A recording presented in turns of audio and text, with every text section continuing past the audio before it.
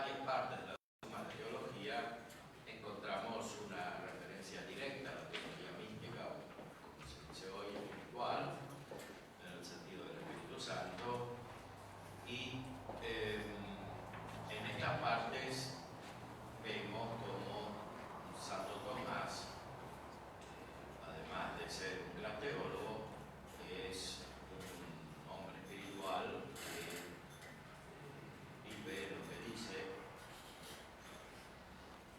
Aparte de esto, de estas referencias explícitas, hay un tono general de la Suma Teología y también de las otras obras que podríamos denominar como espiritual o místico. Veamos algunos aspectos.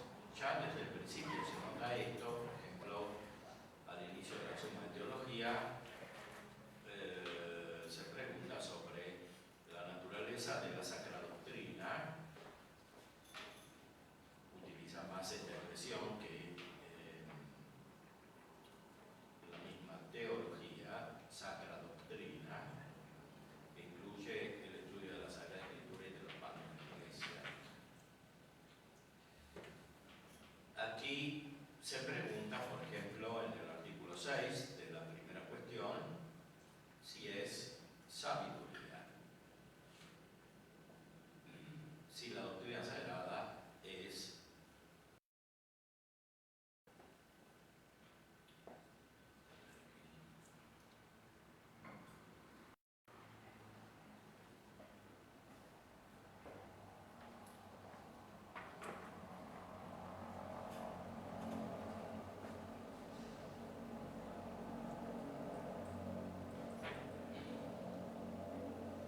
esta doctrina, entre todas las sabidurías humanas, es sabiduría en grado sumo.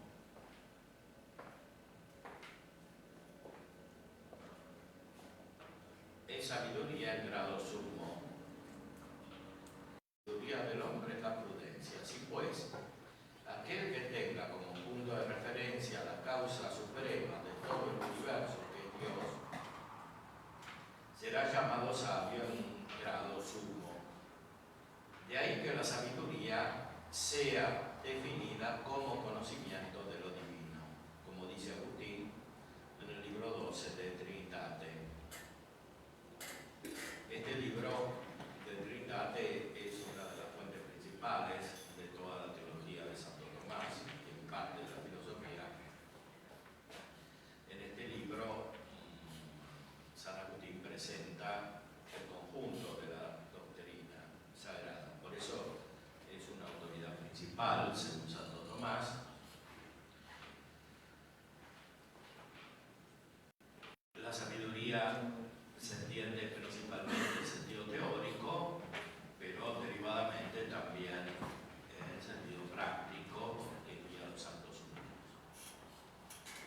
Lo más genuino de la doctrina sagrada es referirse a Dios como causa suprema, y no solo por lo que de Él se puede conocer a través de lo creado, y en este sentido lo conocieron ya los filósofos, tal como dice la carta a los Romanos 1:19, lo que puede conocerse de Dios lo tienen a la vista, sino también por lo que solo Él puede saber de sí mismo y que comunica a los demás por revelación, de donde se deduce que la doctrina sagrada es sabiduría en grado sumo. Aquí encontramos varios elementos. En primer lugar, una comparación con la filosofía, con la ciencia filosófica suprema, que es la metafísica. Ya Aristóteles había dicho en esta gran obra que la filosofía primera, como la denomina él, busca la causa. Más aún, la polémica de Aristóteles con Platón está basada en este punto. Según Aristóteles, Platón no explica la causa de las cosas. Dice que participan, pero este participar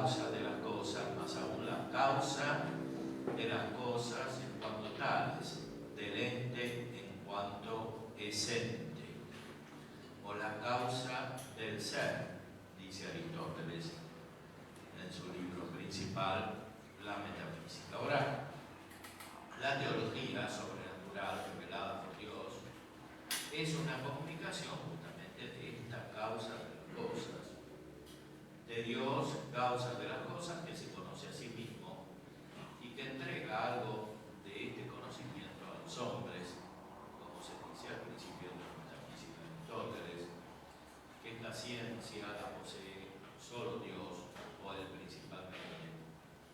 Y dice también ahí que Dios no es envidioso, es decir, que Dios comunica esta ciencia a otros, a los hombres. Y por eso debe reputarse como el más dichoso aquel que posee esta ciencia.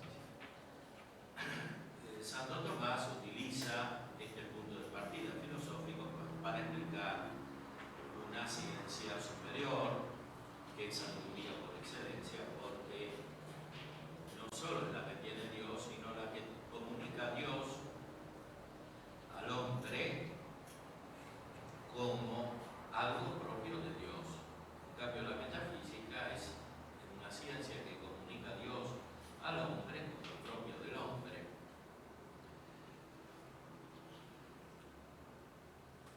La Sagrada Escritura, en la Carta de los Romanos, nos indica que es posible conocer a Dios por la razón. Siempre lo sostuvo la Iglesia, la opinión dogmáticamente, lo considera primero. Aquí se agrega justamente que comunica también lo que solo Él puede saber de sí mismo y que comunica a los demás por revelación. La revelación en sentido propio es la comunicación que la ciencia tiene de la ciencia que Dios tiene de sí. Como veremos después, la revelación no es solamente un conjunto de documentos, de textos escritos, no es solamente conjunto de ritos de la tradición, ni de costumbres de la Iglesia, ni de liturgia, sino que es principalmente la comunicación de la ciencia de Dios. Es un sello de la luz divina, como había dicho antes, en la mente del hombre. La doctrina sagrada no toma sus principios de ninguna otra ciencia humana, signo de la ciencia divina, la cual, como sabiduría en grado suma, regula todo nuestro entender, sino de la ciencia divina. Es decir, los principios de la teología no se pueden conocer de otra manera que porque Dios los comunica. Por ejemplo, en Dios hay tres personas y es uno solo, o que una de estas personas ha tomado la naturaleza humana, tiene dos naturalezas, la divina y la humana. Esto la mente humana no lo puede conocer por sí misma, sino solo por revelación, porque Dios lo comunica. ¿Y cómo lo comunica? ¿No? Principalmente a través de signos escritos o de imágenes, aunque esto sería como un rayo del hombre. Comunicación del conocimiento de Dios.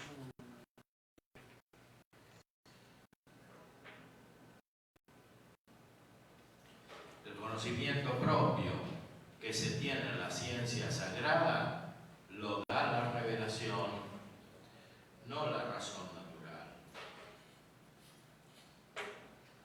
De ahí que no le corresponde probar los principios de las otras ciencias, sino solo juzgarlos. Así condena por falso todo lo que en las otras ciencias resulte incompatible con su verdad.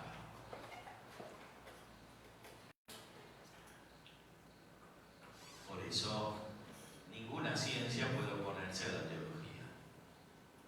La teología no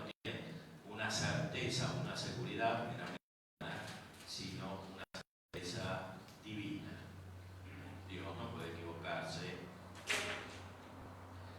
Y aquí el punto que conecta con la espiritualidad, en el cual se ve que la teología es una como ciencia espiritual, como teología mística. Al sabio le corresponde juzgar, esto ya lo sabía Aristóteles, Santo Tomás y los otros grandes teólogos que aplican a la teología. Como hay dos modos de juzgar, la sabiduría debe ser entendida de dos modos también. Uno de los modos es si el que juzga tiene tendencia a algo. Por ejemplo, el virtuoso juzgará rectamente todo lo que se refiera a lo virtuoso, pues él tiende a ello. De ahí lo que se dice en el libro 10 de la Ética: el virtuoso es la regla y medida de los actos humanos. Esto es muy importante. En el orden moral, ya natural, hay formulaciones de los principios morales según la razón natural, pero estos principios, cuando son universales, no pueden dar una certeza total, porque la verdad moral existe como una regla de los actos particulares, y esta regla no puede ser solamente universal, tiene que ser particular. Por eso hay que ver en particular cómo se obra, y para verlo lo principal es ver las personas determinadas, las personas concretas que son virtuosas. Por eso la virtud de las personas desarrolladas moralmente es como un modelo de los actos humanos. Otro modo de juzgar es juzgar por conocimiento. Así, por ejemplo, el especialista en moral podrá juzgar de los actos de tal o cual virtud, aunque él no la tenga. Pues bien, a la hora de juzgar las cosas divinas, el primer modo indicado es el que corresponde a la sabiduría que figura entre los dones del Espíritu Santo, siguiendo aquello de la primera carta a los Corintios. El hombre espiritual todo lo juzga. Fíjense, aquí hay un paralelismo con lo que decía Aristóteles, que el virtuoso es la regla. Aquí es el hombre espiritual, el santo, la regla. O sea, la medida según la cual se juzga todo comportamiento. Dionisio, además, dice en el segundo capítulo del libro de los nombres de Dios: Hieroteo es hombre docto no solo porque aprende lo divino, sino porque también lo vive. Aprende lo divino y lo vive. El segundo modo de juzgar pertenece a la doctrina sagrada en cuanto adquirida por el estudio, si bien toma los principios que dimanan de la revelación. Es decir, más perfecta es la teología en cuanto es mística que en cuanto es científica, por decir así. Siempre es científica, también cuando es mística, pero puede elaborarse al modo del razonamiento, como dice también en esta cuestión, como las otras ciencias, con el auxilio de la razón, del movimiento natural de la razón. Pero es más perfecta cuando juzga según Dios, por connaturalidad, es decir, por unión a Dios, por Dios. Y por eso, aquello que perfecciona últimamente a la teología es el don de sabiduría del Espíritu Santo que acompaña a la caridad. O sea, cuando uno está unido profundamente a Dios, recibe este don del Espíritu Santo. San Agustín decía que el Espíritu Santo es el don en el cual se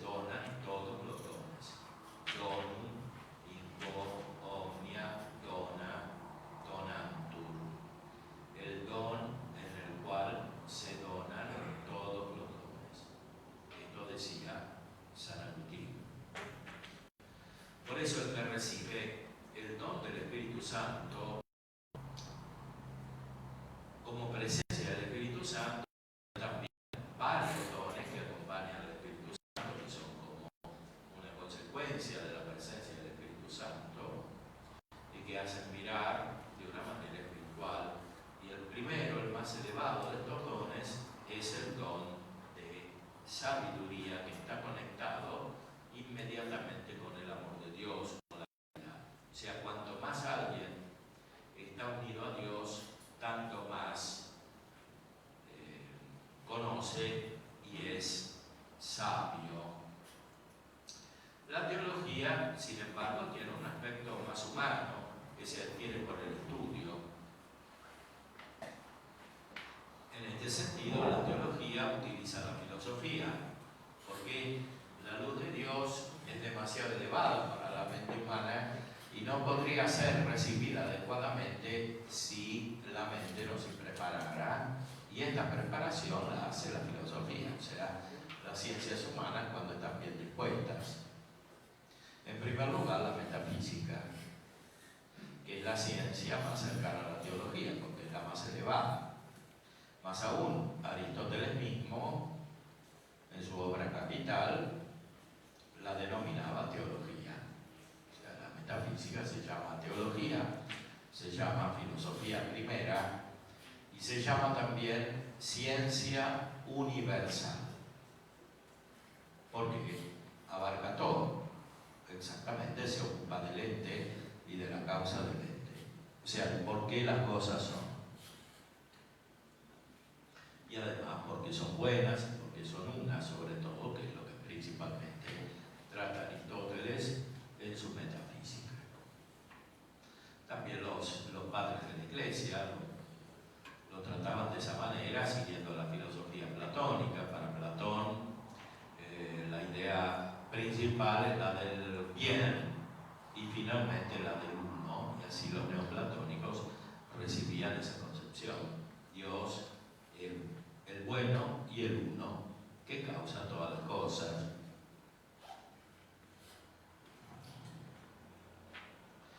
Veamos ahora cómo se aplica esto que dice Santo Tomás al principio de la Suma directamente al don de sabiduría.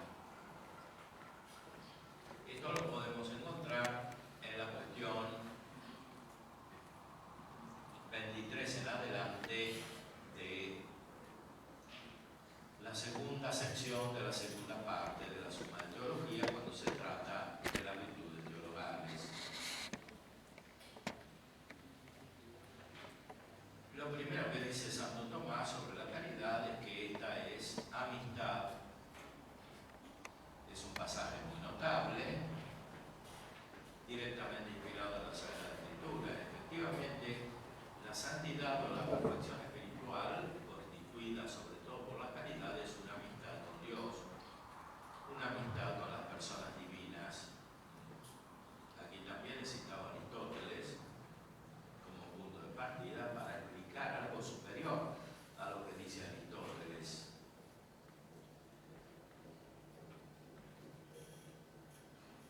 El amor que es amistad es el que entraña benevolencia, es decir, cuando amamos a alguien de manera que le queramos el bien.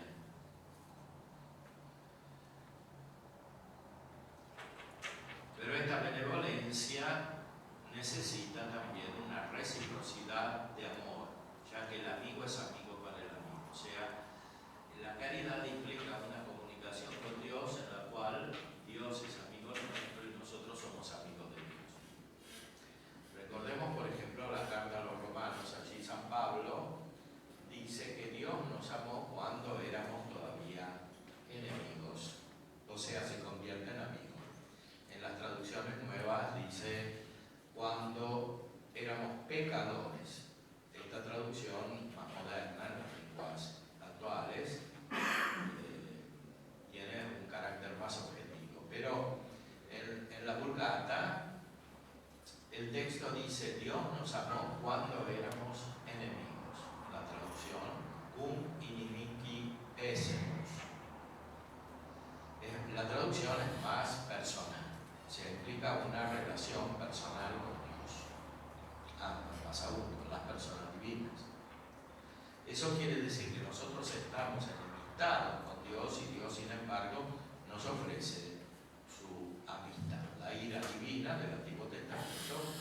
se transforma en amistad, comunicación.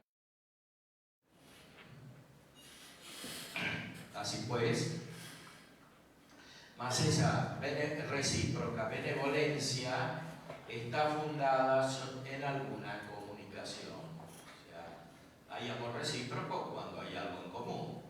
Cuanto más en común haya, tanto más habrá amor. Así pues, ya que la comunicación del hombre con Dios,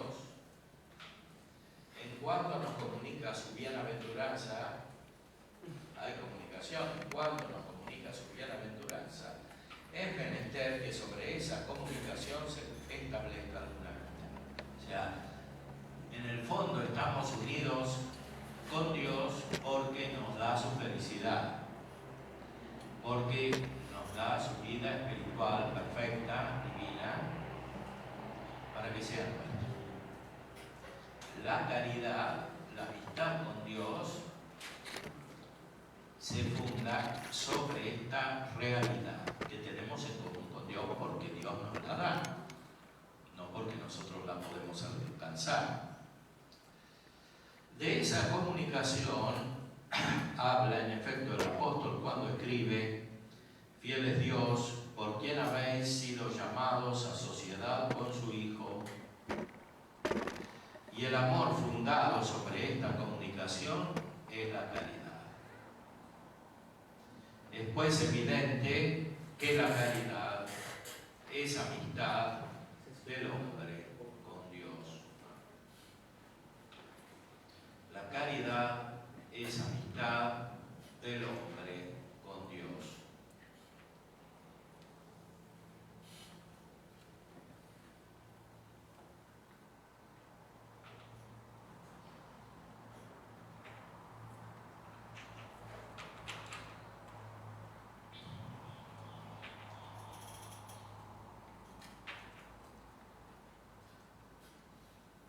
Eso quiere decir que tenemos una vida celestial,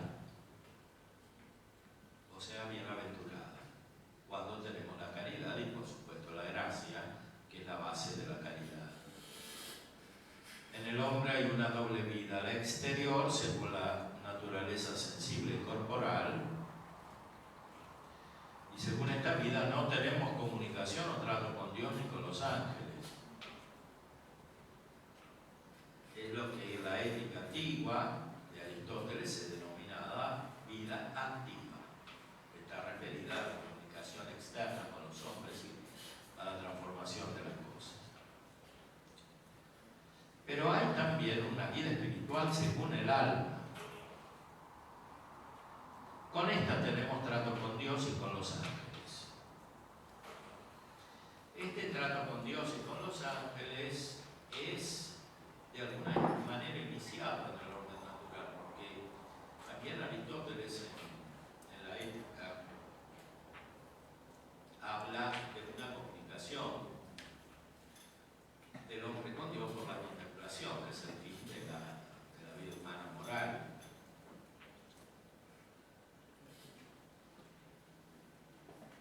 Esa contemplación no es otra que la que dijimos antes, la metafísica. Pero claro, es difícil llegar a la metafísica en las condiciones actuales de la vida humana, sobre todo después del pecado original. En el estado presente la tenemos aún imperfectamente, esa bienaventuranza. Entonces todavía prevalece la posibilidad natural de conocer a Dios como la causa de las cosas, pero esto es muy difícil y no produce en todos la misma felicidad, si es que pueden tener este conocimiento. Por eso escribe el apóstol: nuestra ciudadanía está en los cielos, pero será perfecta en la patria, cuando sus siervos lo servirán y verán su rostro, como se lee en la Escritura. Por eso en el estado presente la caridad es imperfecta, pero se perfeccionará en la patria. La palabra patria en Santo Tomás indica el lugar del Padre. Hay una patria terrenal donde nacimos, donde nuestro Padre nos engendró,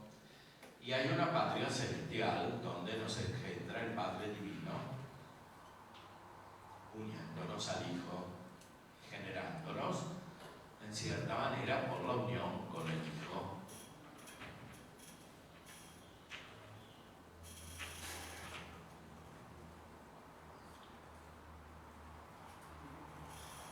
Más adelante se trata acerca del don de sabiduría.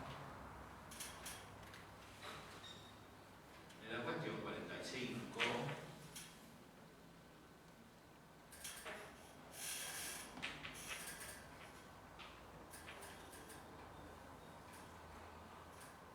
y aquí se ponen los principios de la teología espiritual de Santo Tomás. En primer lugar, estudia por qué es un don del Espíritu Santo.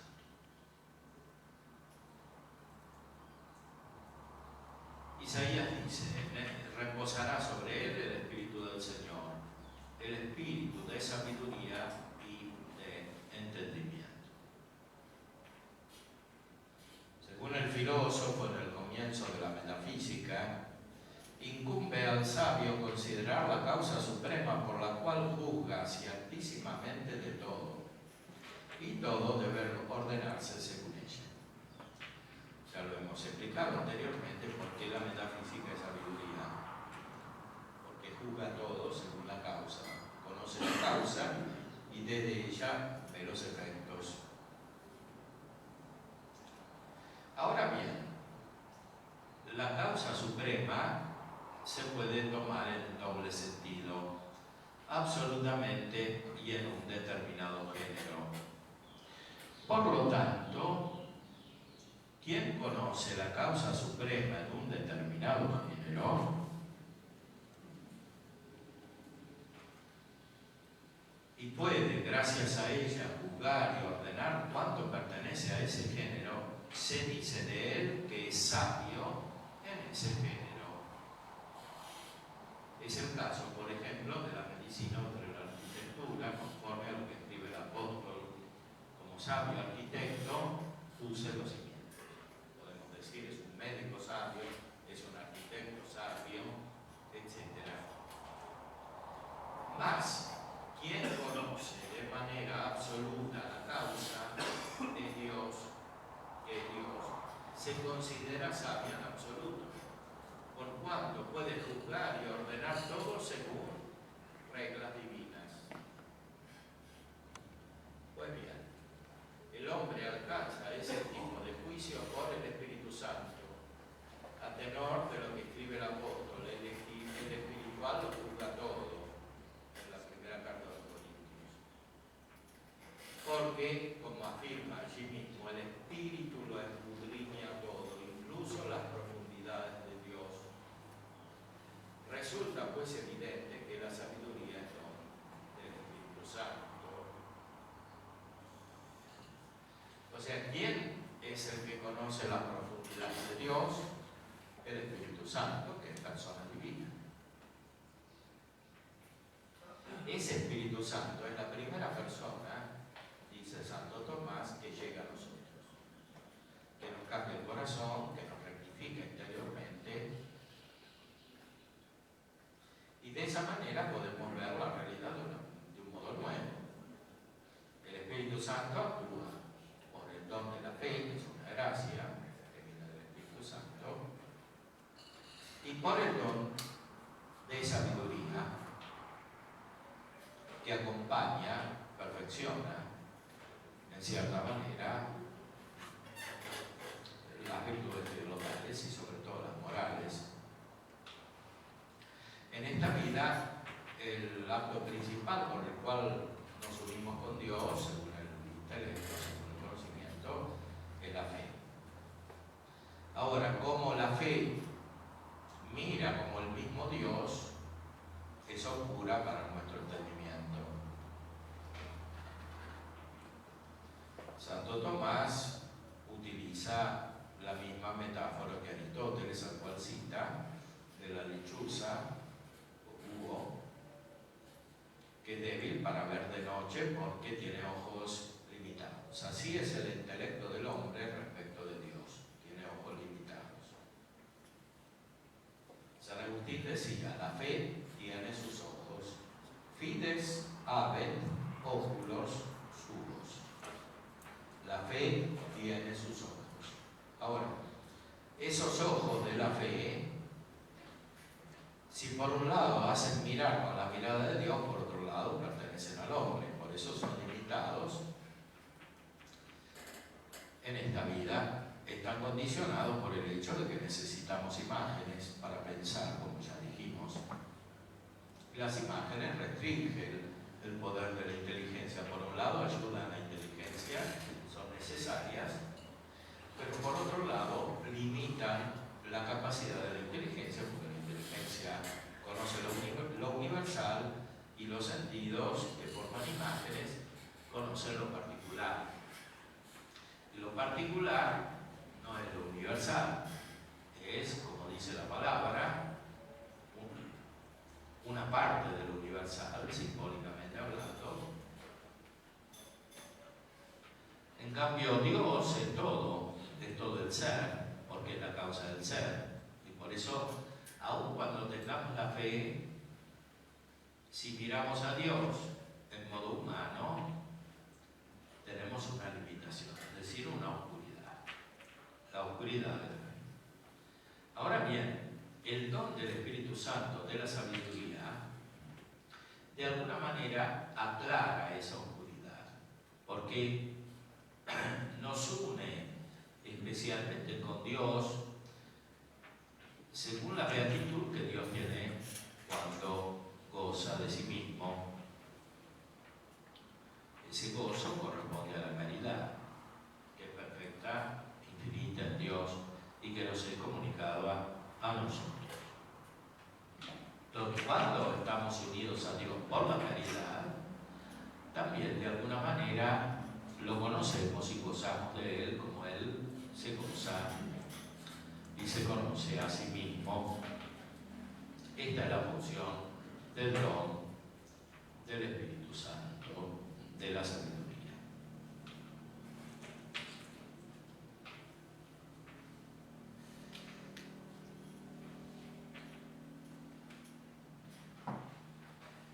La sabiduría que es don es distinta de la sabiduría, virtud intelectual adquirida.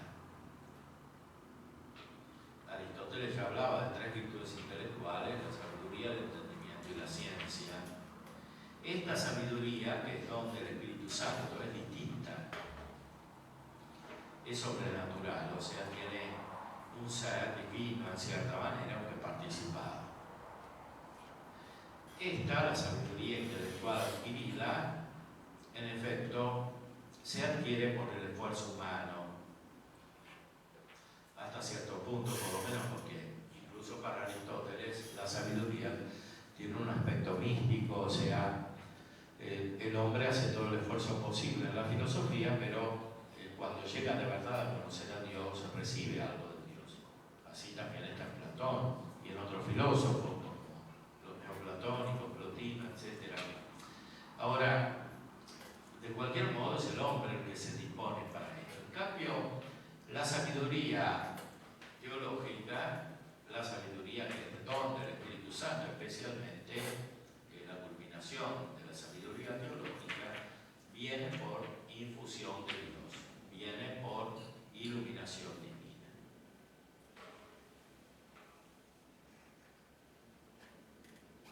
Entonces, esta se adquiere por el esfuerzo humano, la filosófica; la otra desciende de lo alto, como vemos en la Escritura, por ejemplo, en la carta de Santiago. De la misma manera difiere también de la fe, pues la fe asciende a la verdad divina por sí misma, mientras que el juicio, conforme a la verdad divina, incumbe al don de sabiduría. Por esa razón, el don de sabiduría presupone la fe, ya que cada uno juzga bien lo que conoce, según escribió el filósofo en el primer libro de la Ética. Cada uno juzga bien lo que conoce. O sea, es una gracia especial que viene con la gracia santificante para que conozcamos de una manera divina, por amor. Esto produce, como dice Santo Tomás, una experiencia, un tipo de conocimiento experimental que es distinto del conocimiento universal que tenemos según la metafísica y según las otras ciencias por las cuales formamos conceptos. Aquí se trata de una especie de contacto directo del entendimiento, que es imposible en el orden natural. Nuestro entendimiento no es tan perfecto como para tener una intuición directa de las cosas. Conocemos la esencia de las cosas, pero no directamente las cosas. Para eso el entendimiento tiene que ser completado por los sentidos que lo ayudan a extenderse hacia lo particular. En cambio, en el orden divino, por el don de la sabiduría, nosotros tenemos un conocimiento cuasi directo de lo particular, por ejemplo, de la persona divina de Jesús, el Verbo encarnado. Cuando decimos que somos amigos de Cristo y que conocemos a Cristo, cuando dicen esto los santos, tienen un conocimiento experimental, por contacto. Un tocar a Dios, tangere Deum, como dice San Agustín. Por supuesto, son sentidos en un modo superior, ¿no? Hay sentidos espirituales, aquí hablamos del sentido del tacto, un tacto espiritual, para indicar que nuestra inteligencia funciona de una manera superior cuando se recibe el don de sabiduría del Espíritu Santo.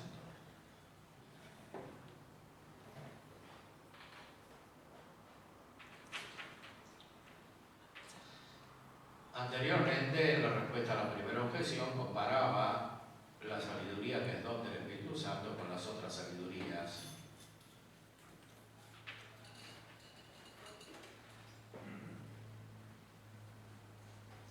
Una cosa se dice buena de dos maneras. La primera cuando es verdaderamente buena y absolutamente perfecta.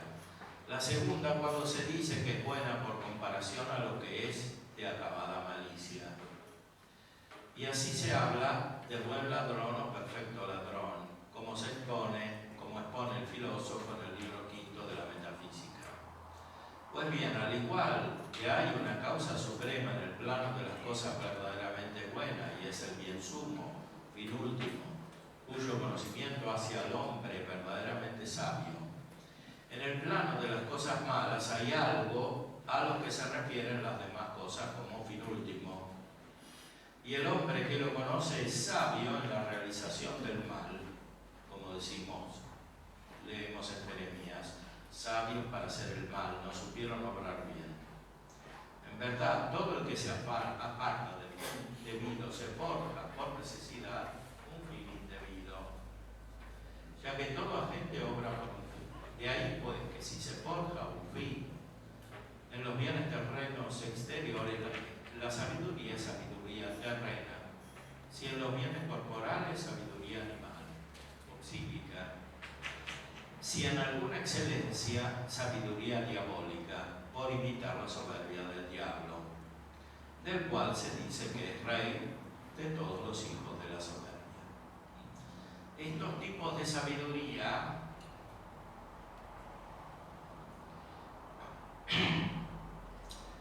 son deformaciones de la verdadera sabiduría, se dicen tales por analogía. Una sabiduría terrenal para buscar, por ejemplo, el dinero, la fama, el poder, etc. Una sabiduría animal para buscar los bienes sensibles de la vida corporal, por ejemplo, en la lujuria, para ejercitar la lujuria.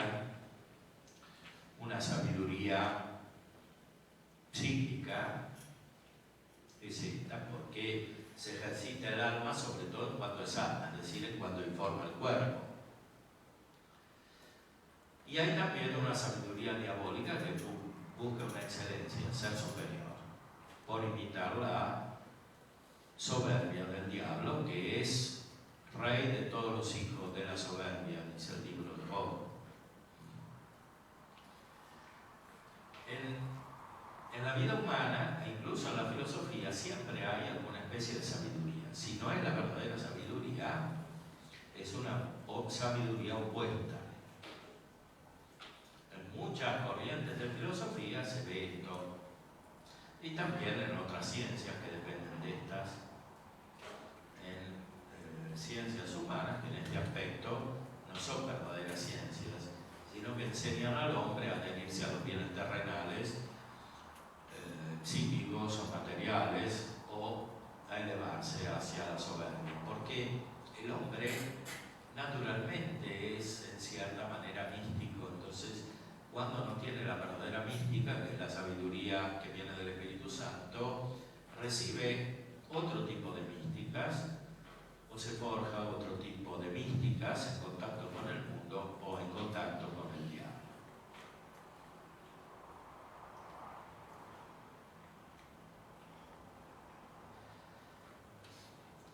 ¿Dónde está la sabiduría? En el entendimiento.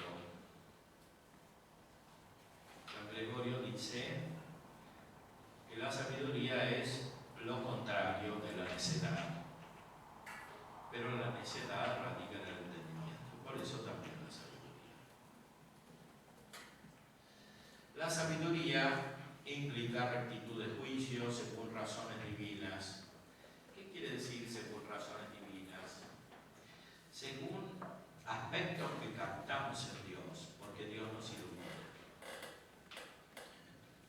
Dionisio decía que en Dios hay como muchas lámparas que dan una sola luz, son los atributos divinos, las perfecciones divinas, con las cuales de alguna manera estamos en contacto.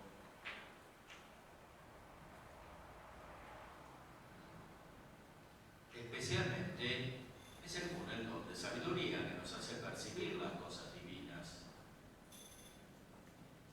y por tanto distinguir, que quiere decir juzgar, de una manera nueva, de una manera superior.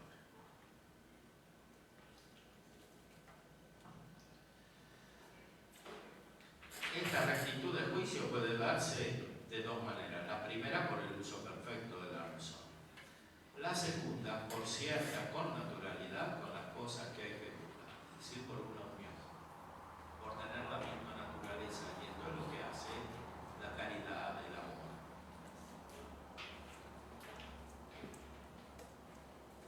Así, por ejemplo, en el plano de la castidad, juzga rectamente inquiriendo la verdad, la razón de quien aprende la ciencia moral. Si hay un modo de juzgar que usando la razón, alguien puede no tener castidad, pero tener la ciencia de la castidad, ciencia moral. Juzga, en cambio, por cierta connaturalidad con ella el que tiene el hábito de la castidad, la virtud de la castidad. Este que tiene la virtud de la castidad se da cuenta inmediatamente de lo que corresponde o no corresponde a la castidad.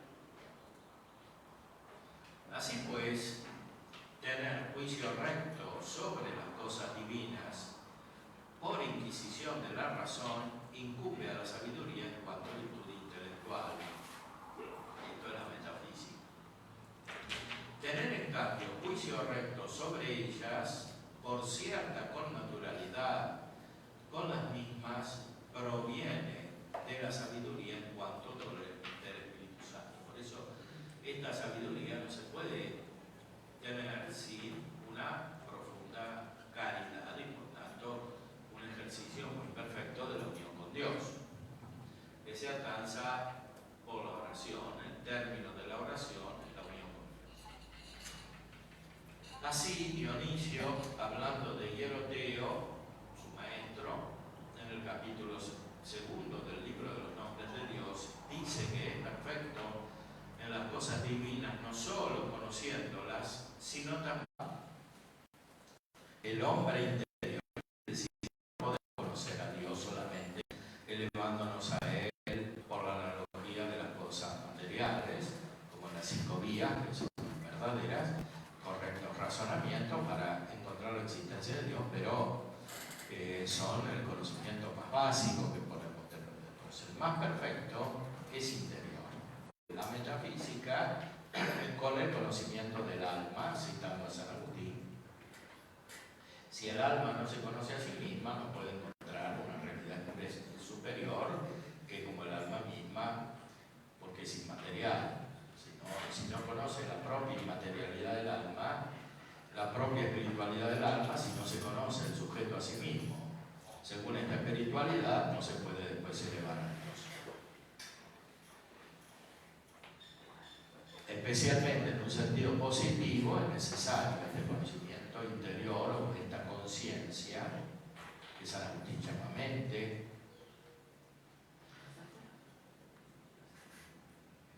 para elevarnos a Dios.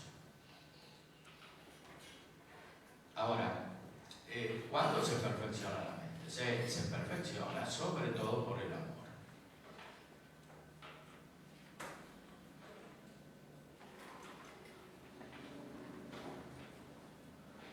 Por eso dice el mismo Agustín, mens, noticia, amor. Es decir, el amor hace falta para el conocimiento perfecto. Porque la imagen de Dios, que es en el fondo la Trinidad, es también trinitaria.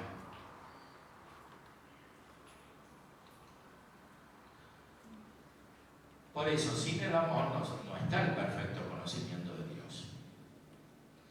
Por eso decía Santo Tomás, citando a algunos padres de la Iglesia, que los filósofos, si bien pudieron obtener un cierto conocimiento del Padre y del Verbo, porque Dios tiene como una idea o como ideas, sin embargo no pudieron obtener el conocimiento de la Trinidad porque no tenían la bondad, no la tenían porque no tenían el Espíritu Santo.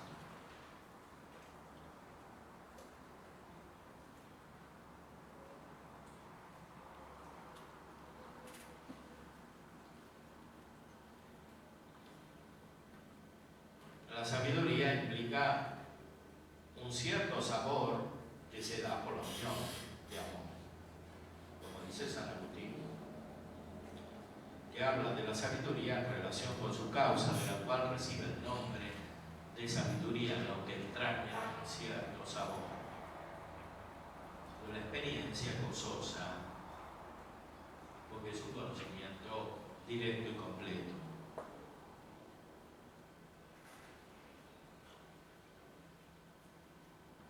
Después distingue el don de sabiduría del entendimiento. El entendimiento tiene dos actos, captar y juzgar. O sea, hacer conceptos, podríamos decir, simples y distinguir o unir. Al primero de ellos se ordena el don de entendimiento, al segundo, en cambio, el don de sabiduría, si se juzga por razones divinas. Y al don de ciencia, si se juzga por razones humanas. O sea, el entendimiento ve. El don de ciencia juzga según razones divinas. El don de sabiduría juzga según razones divinas. El don de ciencia juzga según razones humanas, es decir, según la visión de la criatura. Pero estos tres dones fundan un tipo de conocimiento místico que acompaña la fe, la esperanza y la caridad, las completan, las perfeccionan.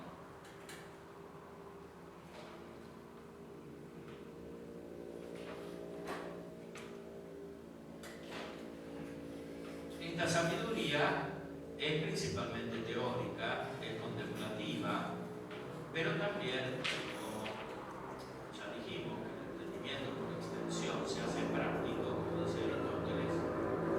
Por eso, la sabiduría tiene también una función práctica. O sea, aquel que contempla puede dirigir los propios actos y también los ajenos de una manera superior. Como afirma San Agustín en el libro 12 de Trinitate, la parte superior de la razón está destinada a la sabiduría y la inferior a la ciencia. Pero la razón superior, como escribe también en el mismo libro, dirige su atención a las razones supremas, es decir, las divinas, y busca examinarlas y consultarlas. Examinarlas en cuanto contempla en ellas lo divino, consultarlas en cambio en cuanto que juzga lo humano por lo divino, dirigiendo las acciones humanas con reglas divinas. Así pues, la sabiduría, en cuanto don, es no solo especulativa, sino también práctica. O sea que el santo, el que tiene la vida espiritual perfectamente desarrollada, principalmente contempla a Dios, porque está unido con Él. Y derivadamente, como una consecuencia, juzga también acerca de los propios actos y juzga también acerca de los actos de los demás.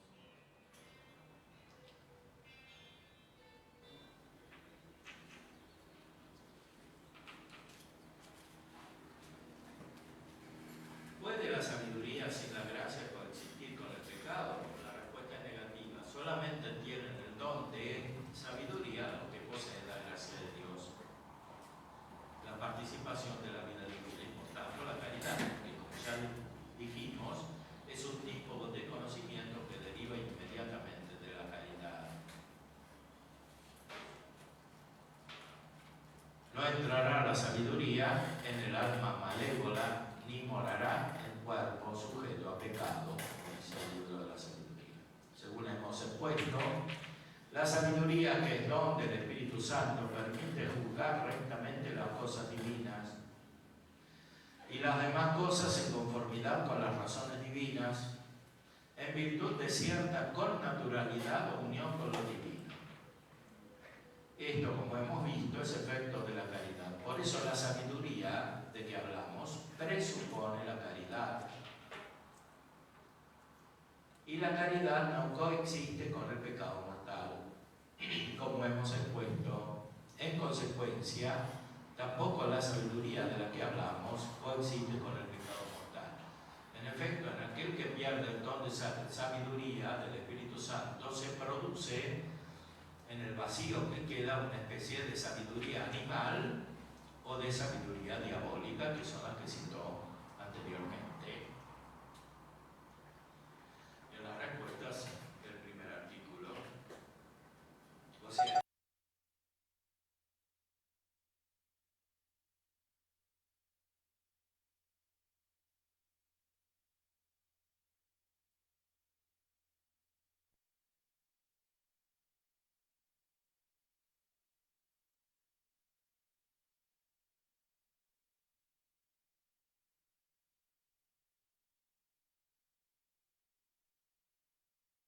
gobiernan.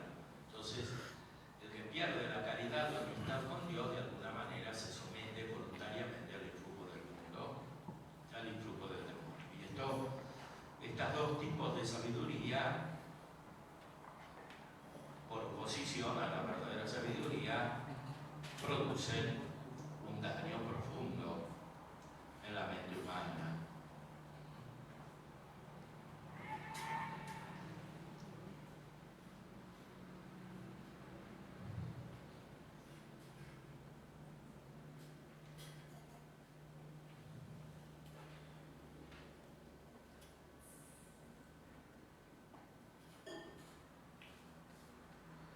¿Se da la sabiduría en todos los que tienen la gracia? Sí. Siempre que está la gracia está la caridad, y cuando está la caridad la fe se perfecciona por la sabiduría. Quien está sin pecado mortal es amado por Dios, porque tiene la gracia con que ama a Dios, y Dios ama a quienes le aman. Es amistad, comunicación recíproca. Como se dice en el libro de los Proverbios. Ahora vemos igualmente en la Escritura que Dios no ama a nadie que no cohabite con la sabiduría. En consecuencia, la sabiduría se da en cuanto se está en estado de gracia y no tienen pecado mortal.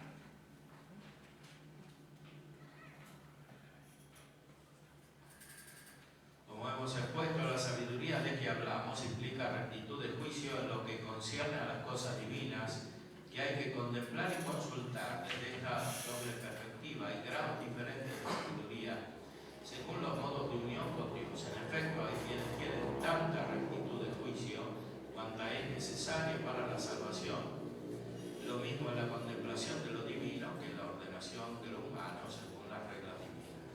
Esta sabiduría no le falta a nadie que esté en gracia, que esté por la gracia sin pecado mortal.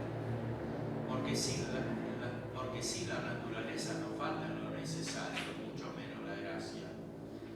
Por eso se ha escrito, la unción os lo enseñará. Por eso todos los hombres estamos llamados a la contemplación, porque la sabiduría es la base de la contemplación que acompaña la fe, que ilumina la fe. Si todos estamos llamados, tenemos la vocación a la fe y a la caridad, también todos tenemos la vocación a la sabiduría. Y por tanto, toda la vida espiritual es mística.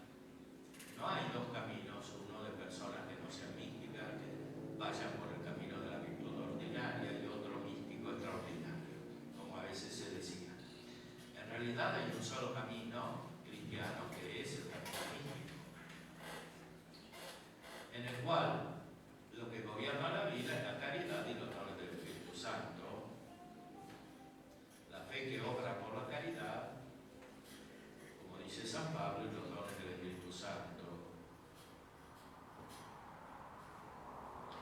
Pero algunos reciben la sabiduría en grado más eminente, no solo en la contemplación de lo divino, en la medida que penetran los misterios más profundos y los pueden manifestar a los demás, sino también en cuanto a la dirección del humano según las reglas divinas, en la medida en que son capaces de ordenarse a sí mismos y ordenar a los demás. Este grado de sabiduría no es común a cuando reciben la gracia santificante, pues pertenece más bien a la gracia gratis data que el Espíritu Santo distribuye como quiere, a tenor de lo escrito por el apóstol. A uno se da por el Espíritu palabra de sabiduría. O sea, aquí dice dos cosas Santo Tomás. Que todos los que tienen la caridad tienen la sabiduría.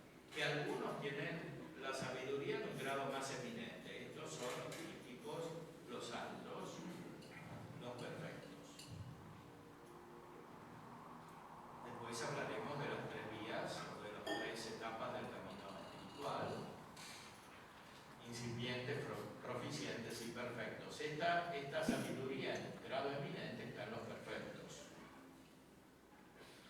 Pero además hay una sabiduría que es un carisma, o sea, una gracia gratis data, que también puede ser eminente. Esta sabiduría sirve especialmente para transmitir las cosas divinas. Hay muchos santos que no son escritores místicos, como Santa Teresa o San Juan de la Cruz, o Santa Brígida, o tantos otros santos, que transmiten sus experiencias interiores, o Santa Teresita. Hay santos que fueron soldados, o que fueron reyes, o que no escribieron nada, y no transmiten la sabiduría que tenían, sin embargo la tenían. O sea, una cosa es la gracia santificante, la fe, la caridad y el don de sabiduría, y otra cosa es la sabiduría, que es una gracia especial, un carisma, como también hay otros. San Pablo habla del don de lenguas, habla de gobernar, habla de enseñar, de hacer milagros. Y así también hay una sabiduría que sirve para enseñar a otros. Santo Tomás mismo también tenía esta sabiduría como una gracia especial. Y más aún, en este caso, Santo Tomás, la Iglesia reconoce esta gracia de Santo Tomás para enseñar a la Iglesia, para completar de alguna manera el magisterio de la Iglesia. Es una gracia especial, una gracia gratis. Hay otros aspectos todavía que considerar, que probablemente podemos terminar más adelante. Ahora no sé si quieren hacer algunas preguntas.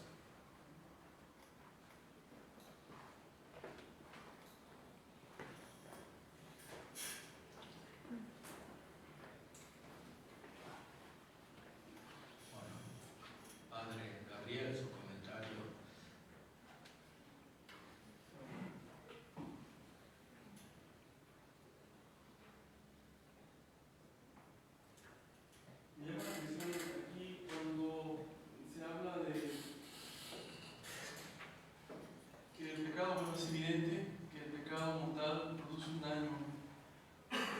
Y en un momento esa sabiduría que podía estar, la pregunta es, se olvida, queda como stand-by, se recupera con la gracia y se vuelve otra vez a reactivar como el canal del encuentro con Dios por la amistad que es caridad. Claro. ¿Vuelve otra vez la espiritualidad a recrearse? ¿O hay un daño que puede ser ya irreversible? Bueno, Santo Tomás dice que por el pecado mortal se pierde la gracia. La expresión del pecado mortal viene directamente de San Pablo, de la carta a los Romanos, donde al principio, en el primer capítulo, habla de muchos pecados que llevan a la muerte. Muchas personas pierden el contacto con Dios, no rinden culto a Dios como debieran. Él habla de los paganos que podían conocer a Dios y no lo conocieron. Por eso se pervirtieron, se volvieron homosexuales, dice ahí en el primer capítulo, y se pervirtió su juicio, porque no solo son homosexuales y hacen toda una lista de pecados que él enumera, que son muchos, pecados que llevan a la muerte, dice él literalmente, sino que además justifican a los que cometen estas cosas. Esto ya pertenece a un tipo de sabiduría diabólica, no solamente psíquica o animal, como el de que la de aquel que busca la fornicación o el latrocinio u otro tipo de pecados, sino la de aquel que justifica filosóficamente, podríamos decir, con una falsa teoría, la mala conducta, los pecados. Entonces, aquí hay que distinguir el grado del pecado y por tanto el vacío que deja la pérdida de la gracia. Hay pecados que se cometen más por debilidad, otros más conscientemente y otros más por malicia. Santo Tomás, cuando explica la confesión, etc., dice que cuando alguien pierde la gracia, si recibe la confesión, el sacramento de la confesión, puede recuperar la gracia entre grados, o sea, puede tener menos gracia que antes, puede tener la misma gracia que antes o puede tener más gracia que antes. O sea, si la conversión es muy profunda, como en el Evangelio está Magdalena, le fueron perdonados sus muchos pecados porque amó mucho. Si la gracia con la cual se produce la conversión es más intensa que la gracia que se tenía antes, por ejemplo, porque antes una persona tenía la gracia pero era soberbia y después el pecado le sirve para ser humilde, bueno, y esa humildad no solo es simplemente un reconocimiento humano, sino que está acompañada por la gracia, por la conversión, por la vuelta a Dios, por la amistad nueva con Dios. Entonces, eventualmente puede tener incluso más gracia que antes, pero junto con esto recupera los dones del Espíritu Santo y la sabiduría. O sea, no se pierde la sabiduría que se tenía, sí se recupera la gracia, porque es la misma sabiduría. Lo único que puede ser menor que la que se tenía antes, puede ser igual o puede ser mayor, según el grado de gracia que se reciba en la conversión, en la justificación del pecador. Y esto, por supuesto, es motivo de esperanza, porque Dios permite muchos caminos en las personas. Hay personas que caen en los pecados, hay personas que nunca cayeron en ningún pecado, hay personas que retornan a la gracia débilmente, otras personas igual que antes, otras más que antes. Y en la medida en que reciben la caridad, reciben también el don de sabiduría. Y por tanto, una percepción espiritual, experimental de Dios.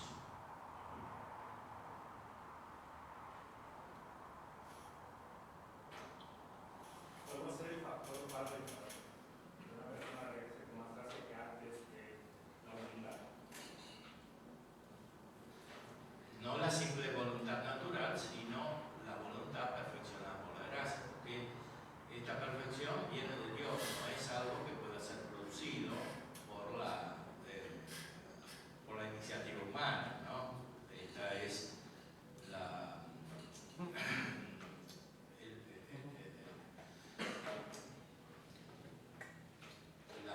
oposición entre San Agustín y los pelagianos. San Agustín dice siempre lo principal viene de la gracia. Entonces aquí no se trata tanto de que uno pone más voluntad, sino de que pone más voluntad porque recibe más gracia. Claro, si pone obstáculos no la va a recibir. No hay que concebir la relación entre naturaleza y gracia como dos fuerzas opuestas, no son dos fuerzas, porque la gracia es algo divino y la voluntad humana produce actos humanos. Entonces es más bien una luz, la gracia, que ilumina el entendimiento y a través de él la voluntad para obrar rectamente. Pero esto implica que se dejan de lado los obstáculos. Si la voluntad es débil y está pegada a los obstáculos, que son contrarios a la gracia, a la vida divina, entonces claramente esta gracia no se puede recibir. Tiene que haber una docilidad, una pasividad respecto de la acción de Dios.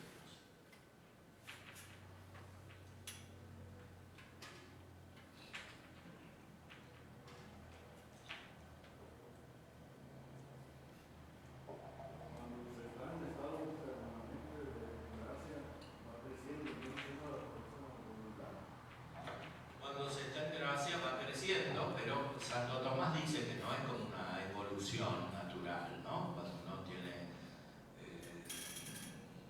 tiene un cuerpo, un animal tiene un cuerpo, un hombre tiene un cuerpo, va creciendo continuamente hasta que deja de crecer, porque llega a su límite, la corporeidad.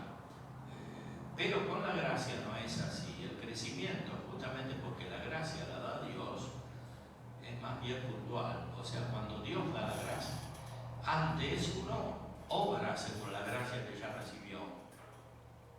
Si no obra según la gracia que ya recibió, pone un obstáculo a la gracia, entonces Dios no da otra gracia. Porque recordemos que la gracia es amistad.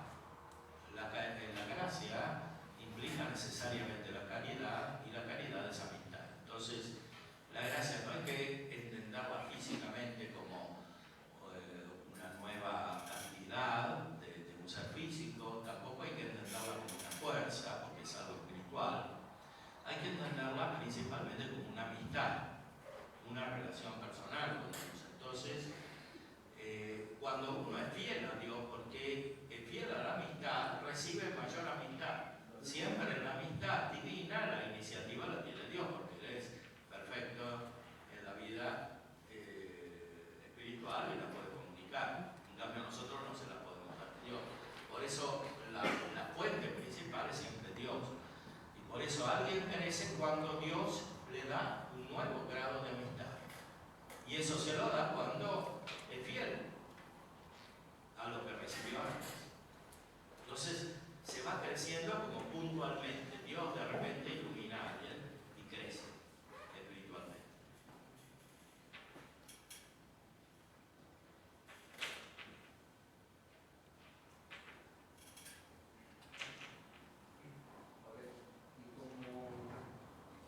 Y como una persona que no tiene esta gracia, que digamos que no es cristiano, ¿no puede ser partícipe de la sabiduría?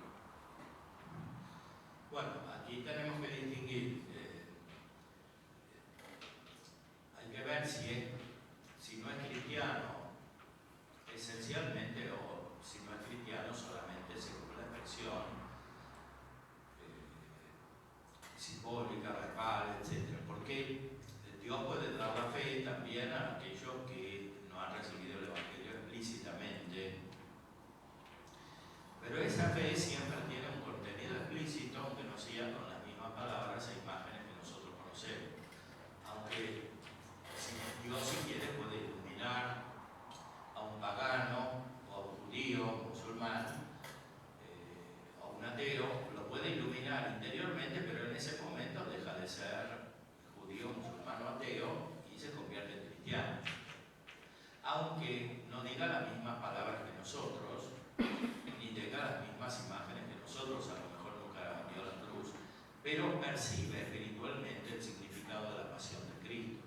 O sea, Santo Tomás dice, cuando habla de la fe, un poco antes de estas cuestiones, que es necesaria la fe explícita explícita en la Trinidad y en la encarnación del Verbo. Aunque esa fe explícita no necesariamente necesita la misma expresión que la que tenemos nosotros.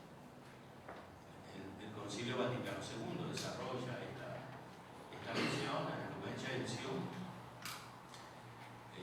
cita a Santo Tomás en otro texto, en la tercera parte, pero lo que dice siempre, las gracias son iguales, porque los paganos o los ateos pueden recibir algunas gracias y no ser fieles a estas gracias, y además no recibir la gracia principal, que es la gracia santificante junto con la caridad.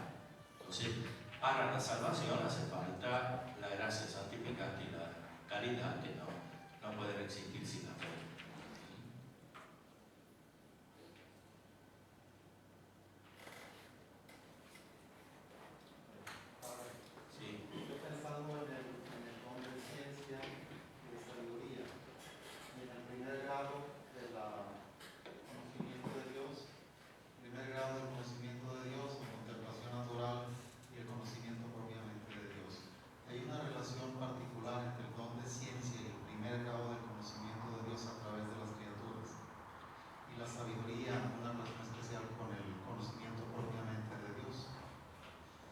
Claro, en el don de ciencia hay una base natural importante, es decir, es ciencia porque viene de una iluminación del Espíritu Santo que nos hace tener un conocimiento de las criaturas.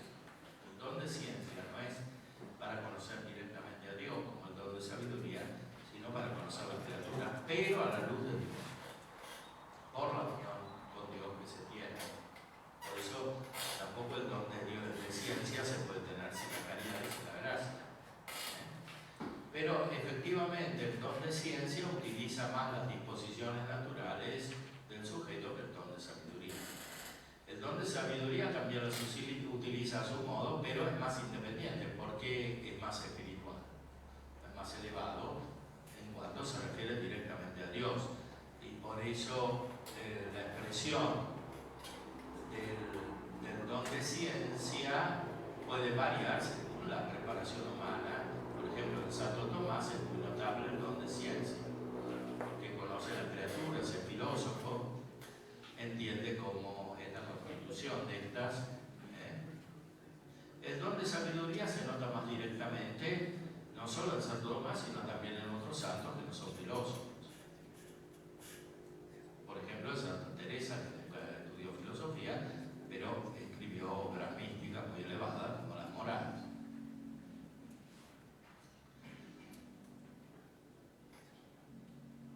Santa Catalina de Siena. Santa Catalina de Siena, bien, claro. Sí, muchos santos y santas han tenido una contemplación muy elevada de Dios, no siempre la han expresado, pero estos santos no siempre son filósofos. Por ejemplo, Santa Teresita tiene el don de sabiduría, tiene también el don de ciencia, pero no hace un sistema teológico y menos filosófico. Para esto el don de ciencia es útil, pero utiliza una base natural